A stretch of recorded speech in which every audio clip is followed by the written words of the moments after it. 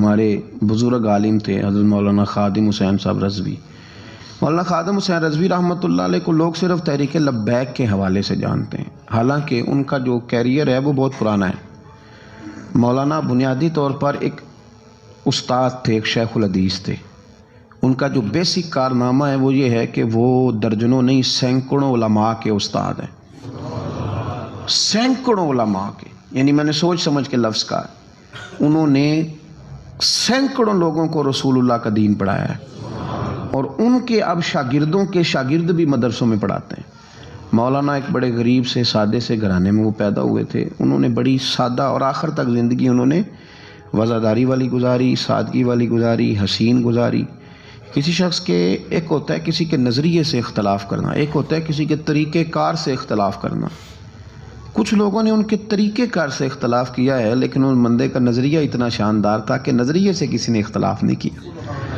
لوگوں نے یہ ضرور کہا کہ یہ فلانی بات اس طرح ہو جاتی تو ٹھیک تھا، لیکن یہ سب نے کہا کہ بندہ بات ٹھیک کرتا ہے۔ نظریے سے، فکر سے لوگ مطمئن ہو جائیں کسی زندہ کیا رہتا ہے؟ نظریہ۔ زندہ کیا رہتا ہے؟ نظریہ۔ فکری طور پر ایک خوبصورت آدمی تھے، ایک بڑے منجے ہوئے آدمی تھے، ایک وزادار آدمی تھے، ایک صاف ستھرے آدمی تھے۔ میری ان سے ملاقات اس وقت ہوئی تھی پہلی دفعہ جب وہ بالکل ٹھیک تھے، ٹانگوں پہ چلتے تھے۔ ان کے جو استاد گرامی تھے حضرت مولانا عبدالحکیم صاحب شرف قادری رحمۃ اللہ علیہ، بہت جید عالم تھے۔ میں ان کو ملنے کے لیے جاتا تھا تو حضرت بھی وہاں پڑھایا کرتے تھے لاہور جامعہ نظامیہ میں، تو وہاں ان سے پہلی ملاقات ہوئی۔ پھر انہوں نے جو جماعت سب سے پہلے بنائی تھی اس کا نام تھا انجمن فدا یعنی ختم نبوت۔ اس جماعت سے انہوں نے کام کا آغاز کیا، اور بڑے اوائل میں، بڑے شروع میں انہوں نے ختم نبوت کے تعلق سے مختصر سے کام کا آغاز کیا، اور بڑی جلدی ان کا کام پھیل گیا۔ مکی پیر مکی دربار میں یہ اوقاف کی مسجد کے سرکاری خطیب تھے، لیکن حضرت ممتاز قادری صاحب رحمۃ اللہ علیہ کی شہادت پہ انہوں نے سرکاری ملازمت چھوڑ دی تھی۔ اس کے بعد انہوں نے بڑی محنت کی، بڑی جد و جہد کی، بڑی کاوش کی، بیمار اور معذور ہونے کے باوجود بڑی کوششیں فرمائیں، اور بڑے نڈر تھے، بڑے بے باک تھے، بڑے خوبصورت تھے۔ سب سے بڑی بات یہ تھی کہ سکہ عالم دین تھے۔ جماعت میں کسی بھی سیاسی جماعت کے پاس اتنا تگڑا بندہ نہیں جس طرح کہ حضرت مولانا خادم حسین رضوی صاحب تھے۔ میری ان سے تسلسل، جیل جانے سے پہلے میں ملا، جیل سے آئے تو پھر ملا۔ میں گرچہ ان کی جماعت میں کبھی شامل نہیں ہوا، لیکن فکری طور پر ان سے جو کہ پہلے کا ایک تعلق تھا، ابھی بھی 24 اکتوبر کو پچھلے مہینے کی وہ گجرات جا رہے تھے تو کچھ دیر ہمارے پاس رکے، اور دیر تک وہ باتیں کرتے رہے، اور دیر تک ان کی میں باتیں سنتا رہا۔ پھر وہ مجھ سے کچھ سوالات پوچھتے رہے، میں ان کے جواب دیتا رہا۔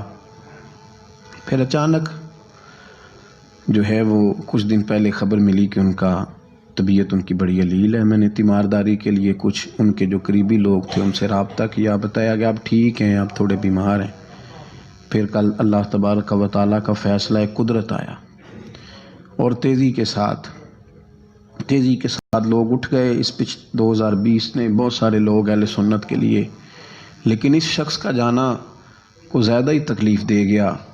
دل مائل نہیں ہوا، میں تو ناشتہ نہیں کر پایا طبیعت، اور میں نے پہلی دفعہ فیصلہ کیا تھا میں جمعہ نہیں چھوڑا کرتا۔ سوچا تھا کہ اگر جمعے کے بعد جنازہ ہوا تو جمعہ لاہور جا کے پڑھوں گا، لیکن ان کی نماز جنازہ کل 10 بجے ہے۔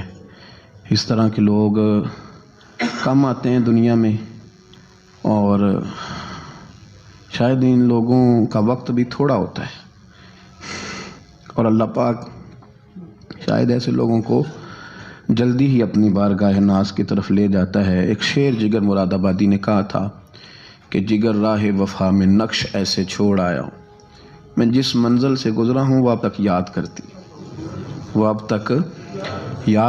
ہے۔ اور مجھے نا ایک دفعہ کسی شخص نے کہا کہ